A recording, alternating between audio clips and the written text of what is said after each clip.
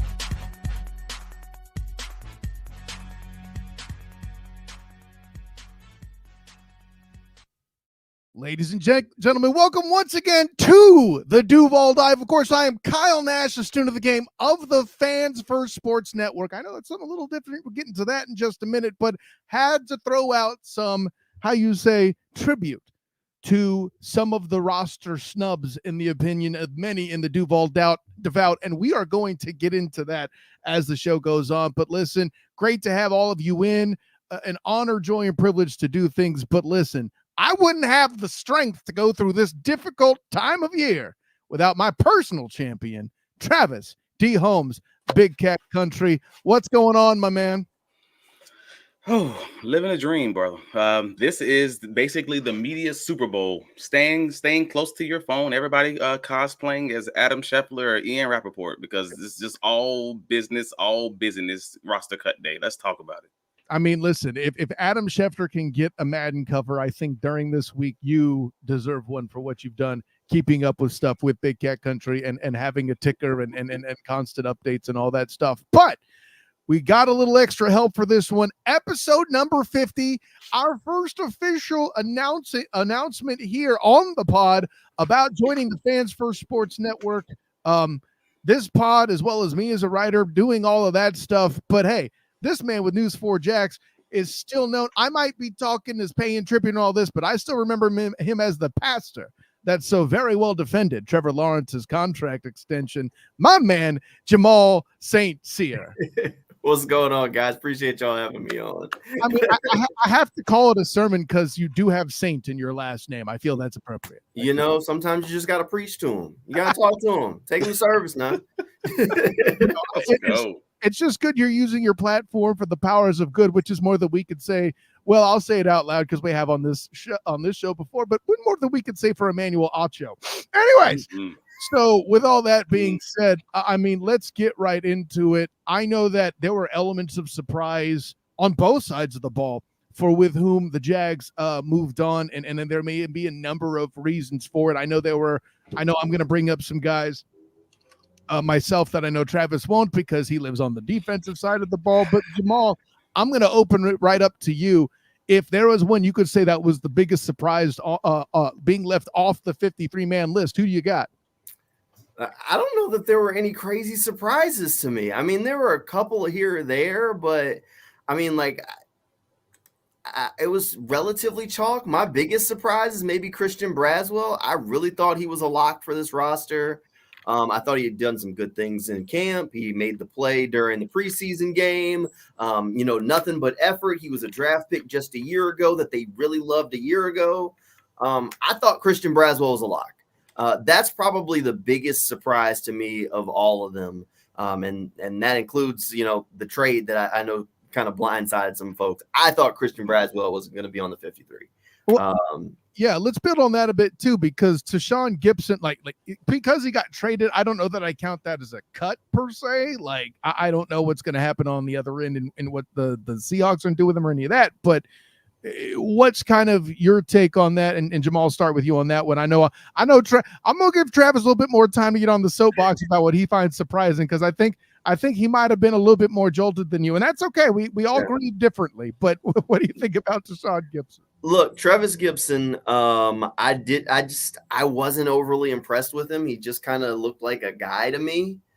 And that was kind of my biggest thing. And overall, you got a guy like Miles Cole and like Trent Baalke rattled off all of his measurables today. Those guys don't grow on trees. He was a draft pick. They drafted him because he was a little bit of a project player, but they saw enough progress from him. I thought DJ Coleman, a guy that I know they liked, was going to be able to hang around, but even he didn't. He was edged out by Sezi Tomu, who's a guy that, Doug Peterson said, man, we started seeing it from him on the practice squad last year. So, and all it says he did was get sacks. I think he had 2.5 sacks during the preseason. And then the other guy is Jeremiah Ledbetter, who I think a lot of us just continue to sleep on. But every time I talk to a defensive line coach, they're like, you need to stop sleeping on this guy. He's super athletic. He's won a Super Bowl with the Tampa Bay Buccaneers. He's a veteran guy who just keeps finding a way onto the roster and kind of has found like his second home here in Jacksonville. Look, I just wasn't overly impressed with Travis, honestly. And if they turned around, and I think Trent Baalke said it today that, well, they had multiple teams calling. Well, they weren't calling that hard if all you got was a 7th-round pick for him. So, yeah. I mean, if you can get something for him and you were planning on cutting him, take it. Well, and it wouldn't be the first time that Baalke would want picks like that. That's kind of a thing he does. I don't think that's new. But I could even say that if you're wounded by Gibson leaving as a member of the Duval Devout, the good news is they like the new guys that much. That's the positive that I take from it, right? I mean, there's that as well. But Travis, let me wave you in to talk about Gibson a little bit. See what you have to add, if anything, on that, bud. Well, I think it's funny that Jamal says he wasn't impressed by Gibson, because I got flailed by the fans. Everybody was telling me I was crazy, I'm wrong, everything else. When I said the exact same thing after week 2. When I'm like, I don't know what you guys are talking about. Like, I saw 2 plays out of 22 plays that were good, and I'm talking run game and pass game. So, and I went back and looked at it a 3rd time because someone texted me and was like, just go back and look at it. And I think you're wrong because they were talking about those 2 plays. And I'm like, really, it was 1.5, because he kind of got held on one of them, and it may have been a solid pressure against a backup. Cool. But I'm not judging people. I mean, we've talked about this off the air, Kyle. You know how I feel about NFL guys. I don't judge them in the way that most people judge them. I judge you, yes, on what you're doing, but I'm going to also grade it on the curve. If you're going against a backup or a 3rd string, I can't say that this is going to be something that's going to be duplicated in the season. So I didn't think it was that impressive, and I was hoping that he was going to just kind of go ball out of control in week 3. And it was solid. It wasn't great, but it was solid against, again, 2nd and 3rd string offensive line talent. So as soon as the trade happens, I'm like, yeah, I can understand why it happens. It caught me off guard because I didn't think that they had this in them. And that's really what it comes down to. This is not about the trade in and of itself being a surprise. It's about the fact that I did not believe that Trent Baalke, Doug Peterson, this front office actually had it in them to get off of something so quickly. That's really what it came down for me, because they didn't seem like that type of organization in the past, and finally it seems a little different. And to hear you say that is yet another. So wait. So let's work this out. So what I'm hearing is, first of all, and I agree, by the way, that I mean, I'm not going to go so far as to say he's mid or anything like that, but I was not impressed either, right? The Jags were able to take an asset that they were less confident with, turn it into something, and do it in a fashion to where they're actually making a, shall we say, roster management behavior that's uplifting. Am I missing something? What is there a downside here? The way Dilla phrased it, and I thought E. Dilla, Jaguar favorite, basically phrased it, was that the Jaguars just signed the draft pick, and basically, and I'm like, yep, and they got Seattle to pay for it. Like that's what it is. So if you can just pay him for training camp and then trade him to Seattle, and get a six. Well, I heard it was a 6th-round draft pick, but I haven't gotten any confirmation on what it actually is just yet. But nevertheless, 6th, 7th, whatever, late round draft pick, then cool. That's drafted for the Soldiers, whatever. We know Trent loves his 6th and 7th round draft picks. Come on, man. That's what he does. That's what he does. Yeah. Well, let me move here because, and Jamal, listen, this is why I deal with you among TV people more than anybody else, because I know the TV people I deal with in Orlando would be all like, on the offensive side of the ball, the first thing without hesitation would have been Elijah Cooks. Mm-hmm. But that's still shocking, right? That's not, you may not have been your first choice, but like it knocked me over that they went with Tim Jones over Elijah Cooks, right? I mean, I didn't have him on my 53. I just didn't. Okay. I mean, I didn't have him on the 53. I didn't get the feeling they wanted to keep 7 receivers again. Mm-hmm. And that's what he would have had to been. He would have had to be number 7. He's a guy that is a good receiver, but he's not in your top 4. He's not in your top 5, really. So he really, unless injuries hit, he has no reason to be active on game day. And you got a guy in Tim Jones, on the other hand, who has earned a spot on special teams and is going to be active on game day. That's what it comes down to. I mean, think about it last year. They liked Cooks. They really did. And they kept him as a 7th receiver on the roster. And he was inactive until the end of the season, until injuries hit. And then even then, when he was out on the field playing in those last games, if you weren't watching, like you giving – if you didn't know he was out there, like if I just go back and check the box score now, can you tell he played? I mean, he's a guy who had opportunities to slam home that I belong on this roster, and he never – was able to kind of slam them home and do that. And I think Tim Jones, for like people never understand, Tim Jones will do the dirty work and go run block. He will go out there and he's going to cover kicks. He's going to cover punts and he's going to do it well. And that's the thing that's kept him around in the NFL. I mean, he is a special teamer through and through and nobody loves to hear it. But on game day, Tim Jones is going to dress. And if Elijah Cooks was wide receiver 6, he wouldn't. Mm-hmm. Yeah, no, I'm glad you brought up special teams, Jamal, because I think that's a piece we're not talking about enough, right? And that's part of why I wrote about it in an article that dropped today on the Fans First Sports Network. The special teams that took place, Cam Little was never going to be in danger of being cut because he's the one guy that was in live fire from moment one, okay? There is no backup goalpost, guys. All right. It's the goalpost is always the damn starter. And for him to come out and do what he did. And I know a lot of other franchises may be like, he kicked from 40 yards and did good. What's the big deal? You have any idea how difficult that's been for the Jaguars later people? I know the Duval does. Okay. So like, I mean, I'm not trying to throw anybody under the bus, but there was a pretty significant kick from 48 out and in or around late in the 4th quarter to force overtime in what was it? The Jaguars' first Monday night game in decades, was it? I forget how many years it was. I even wrote it down. But the punchline's this. That was a huge deal. And I then lean into the special teams aspect. Guys, name me another team you feel confident in that's really slid the chips into the table for the XFL style kickoff rules. And I think we saw that in some of these cuts. Special teams being more important than ever before. I mean, Cephas was a cool story, but was he going to help him in special teams? Right. I don't know. I don't think so. Apparently they don't either. That's what I'm getting at. So, I mean, is there anybody else on there that you guys see that kind of follow that special teams mold too? Other guys that may have made that major 53. I mean, Caleb Johnson. Bingo. Yeah. That was it.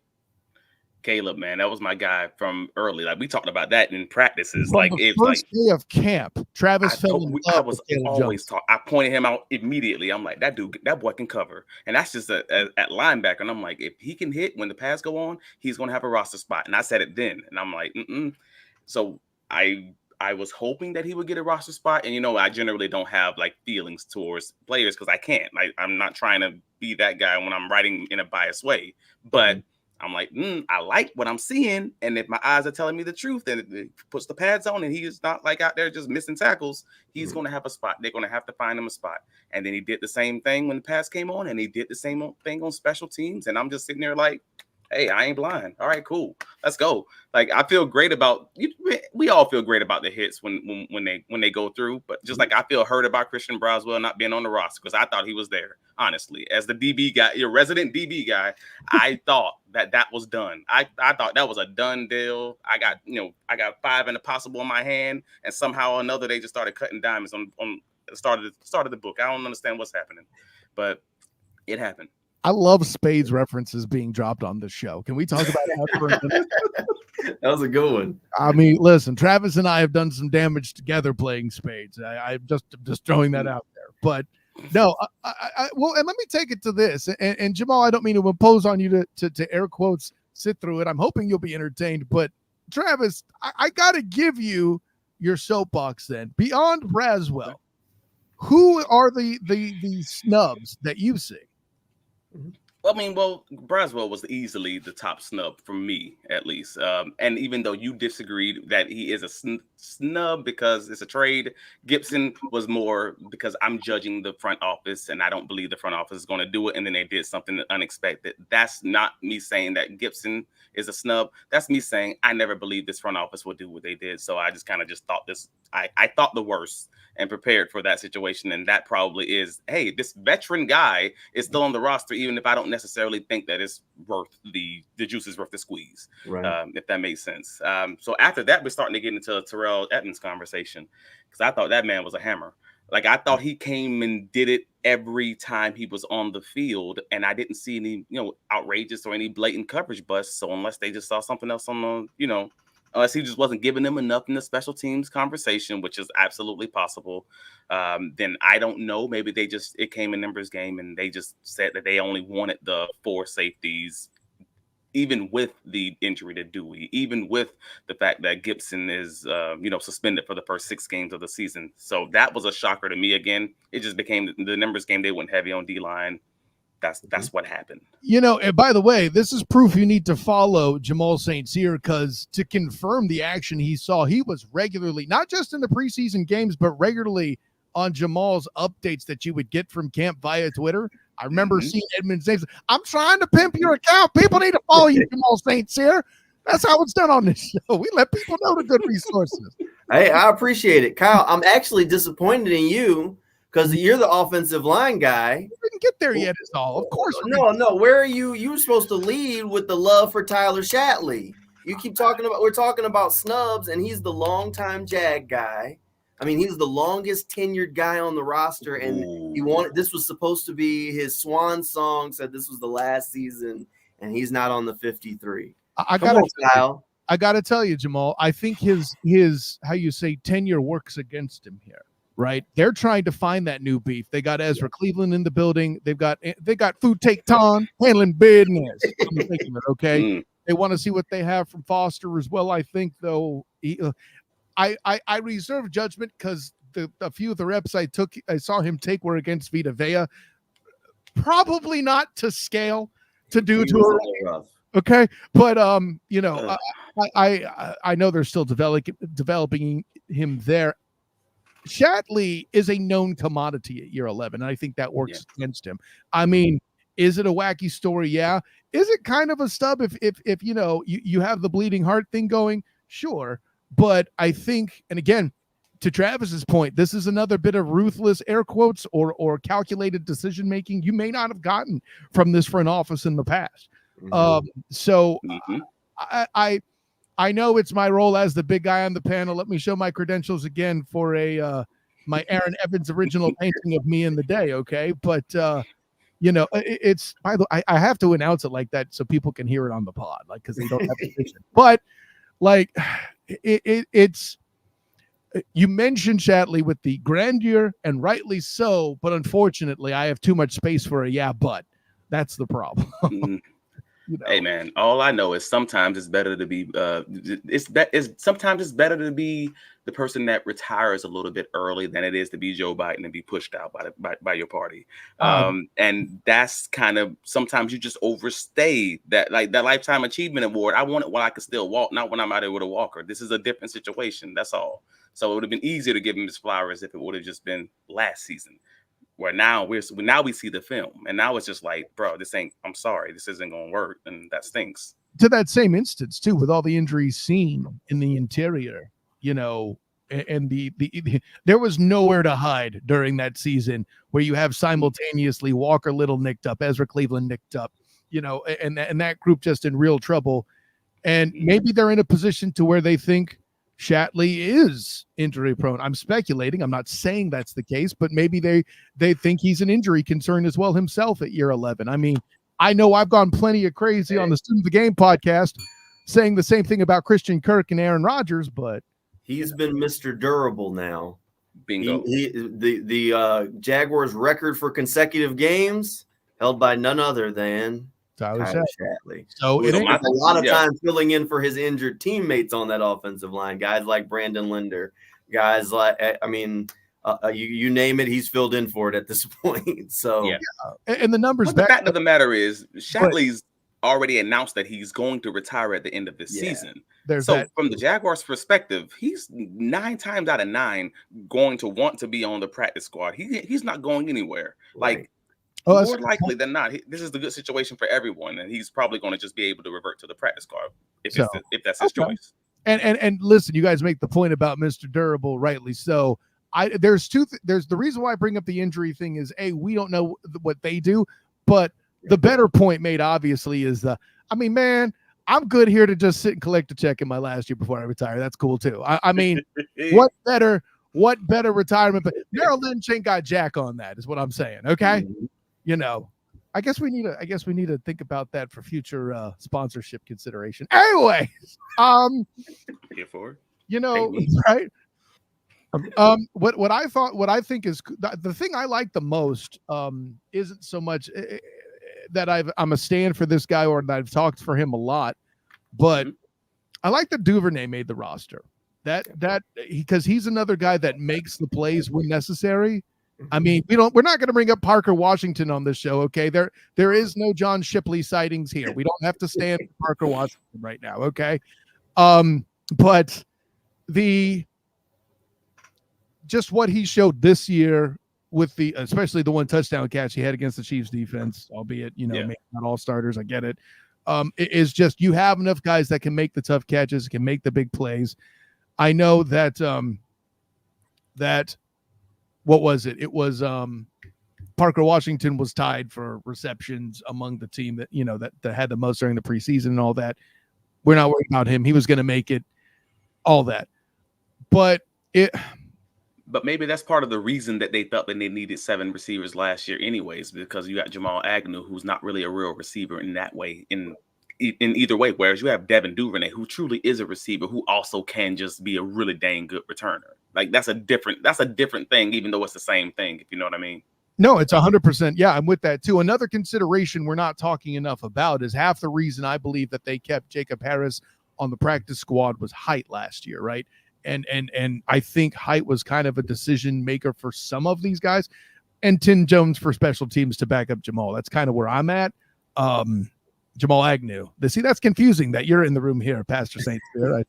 But I think that too is less a concern now that Gabe's in the building, and they've solved a lot of that height problem, because when Calvin Ridley is 6'1", was your tallest dude, and everybody else is 6 at best, unless you're a tight end, that's a struggle, right? Yeah. So, you got Gabe and BT, right? Yeah.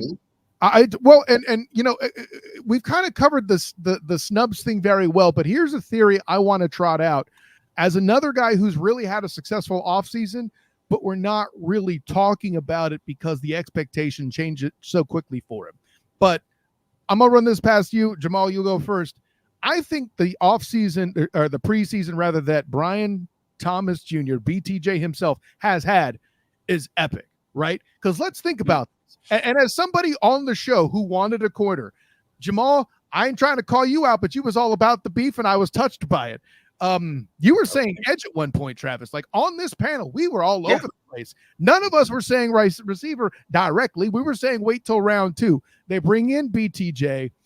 Travis is moved by that, on top of the trade that Trip Baalke made. Let's give him that credit for doing it at the 23rd pick, right? We got to throw them flowers. I got to get over my 49er trauma and give credit where it's due. People change. I know he your ex, but people change. Come on, man. Exactly. So all that to say, BTJ went from a guy that nobody was really feeling when everybody was expecting Calvin Ridley's replacement to be Gabe Davis, and they were complaining about that. And now he's come out to solidify himself as the starter. Can I make an argument, Jamal, that he had the best preseason of anybody?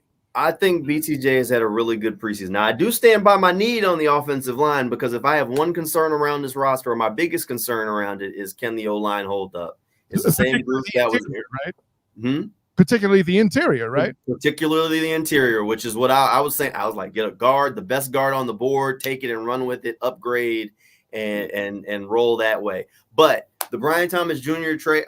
draft pick on board, I think he's a fantastic player. He kind of started off slow to training camp, but I mean, once it came on, it came on. He's been making plays. I mean, that speed is legit. Those Tampa Bay defensive backs were shook. And when they did those joint practices, they were on the sideline shook. And it was like, well, we know he's fast. And somehow he's still behind our guys. Right. Even when they got fast guys getting beat by him. They had a 4-3-3 corner, got beat by 4 yards. I'm like, Lord. Well, I'm going to put this warning out there for you, Jamal. Like, there was a point, and I pointed this out on Cocky Fashion, and I made a short out of it on the Duval Dive YouTube channel, about the fact that early in camp, they were concentrating on red zone. And I'm like, okay, he's struggling now. Travis, we were in practice. I said to you, what happens when they open the field? And you said wisely, we shall see. And then I ran my mouth on that short. It's funny, though. I mean, but I didn't say your name. I was just going after BTJ critics, those who gave up hope too soon, but yeah, I will draw people to my article on Fans First Sports Network. And like I pointed out him as having a good preseason. You can agree with me or not, and that's part of the premise. I'll leave it at that. I do believe that BTJ had a good preseason. I think he had a very good preseason. And even though I was a fan of his after the draft, after having to go through all this tape and figure out exactly how I felt about him and how he was going to be used, I still think Tank Bigsby probably had the best preseason. That's a great point. Kick return. I mean, to show the chops that he showed, the kick return, to not turn the ball over, to show the confidence that he's had, passing game and run game, bro. I don't know. That's a tough one. He's making me go back to early last season during camp when I was like, I might be wrong about this guy being a bad idea. So I don't know. We'll leave it at that. Guys, confidence was his problem last year. It's bad. And I'm telling you, with this new kickoff return rule, I think it's going to be big guys that can break a tackle. Your Tank Bigsby's, your Parker Washingtons. I really think that's where we're going to shift, because teams are putting bigger guys out there that can shed a block. And now, all right, I need a running back. I need a Tank Bigsby that can break a tackle and then turn on the jets. I need a Parker Washington who's basically built like a running back who could break a tackle. I mean, that long run that we saw at the bank at the preseason game, what did he do? He broke a tackle, and then there he goes. Now it opens up, as opposed to what we saw before, where it was guys that would just see a little breath of fresh air and they hit the jets and we're out of there. I think we're going to see more teams putting those big guys like Tank. Tank will run somebody over now. I mean, his name Tank. He better. Yeah, I'm with it for that 100%. Guys, I could go on, but I think we're in a good place. Our guest got in a quality last word building on Travis's idea. We got to let the people know where you could be found. Jamal, tell them where they can get the great resource that is your Twitter feed and other socials, sir. Hey, I'm on every platform. It's just STCYR, J St. Cyr TV. And that's on Instagram, Twitter, TikTok, whatever it is, there it is. And then I'm always putting stuff out over on newsforjacks.com. I'm looking forward to some of those pod clips too, and jumping into some of those episodes, seeing you figure things out, man. That's going to be fun. 100%. Travis, tell the world. I can be found on all the socials, Travis D. Holmes. You see it right there. Instagram, Facebook, Twitter, whatever app your mama's on, we own it. He found the right direction. Hey, had to figure that out. There you go, right there. All the socials. Yeah, you can find my writings covering the Jacksonville Jaguars, bigcatcountry.com. I mean, 3 articles today, so please take a quick look. There'll be another article tomorrow morning breaking down the whole roster. 53 takeaways from the Jacksonville Jaguars, 53-man roster. So please go take a look. That took a lot of time. I ain't slept in days, man. Come on, help the brother out. Where can you be found, Nash? 3 articles just today on Big Cat Country. 3 articles, and one of them is a book. 3 bells for that one, sir. That's what I'm talking about. That's devotion to the craft. Of course, I am Kyle Nash, the student of the game. You can find me on Twitter at the SOTG. Find me on Instagram, Threads as the same, the SOTG. Check me out on Facebook as the student of the game. Check out my writings with the Fans First Sports Network, the FFSN. Also, you can find our podcasts there on Spotify, doing all that as well. The Spotify feed has now become fully devoted to the Duval Devout, so look out for that. And then, hey, maybe if you are a fan of the student of the game, trust me, I'm figuring out what to do with that. That'll happen too. And of course, my work with the Black and Gold Banneret. Thursday night marks the season opener for the Knights. I will be there in person handling that. I know many people will call it a scrimmage against the New Hampshire Wildcats, but hey, we saw what happened over the weekend with a lot of different games seeming like a scrimmage. I'm just saying. And of course, also my work student of the game podcast, still going to be Wednesday night. Why are you chopping, Travis? You got something to say? Anyway, my arm is hurting. That's all. No. But also, we'll check out the Night Shift podcast with the Black and Gold Banneret staff. They're doing that there. We'll drop those on Tuesdays as well. And then I hadn't finished mentioning the student of the game, the final NFL preview division of the year for 2024. AFC North will be tomorrow, 9:05 Eastern. So look for that as well. And if Travis and I can find time, we might even do one more Duval dive this week. So we'll work on that for you too. Travis is confident. There you go. Let's do that. So thanks again to Jamal St. Cyr of News 4 Jax for jumping in for my personal champion, Travis T. Holmes. This is Kyle Nash, the student of the game. Until next time, everyone, class dismissed. I got to scroll down further than I thought. There you go.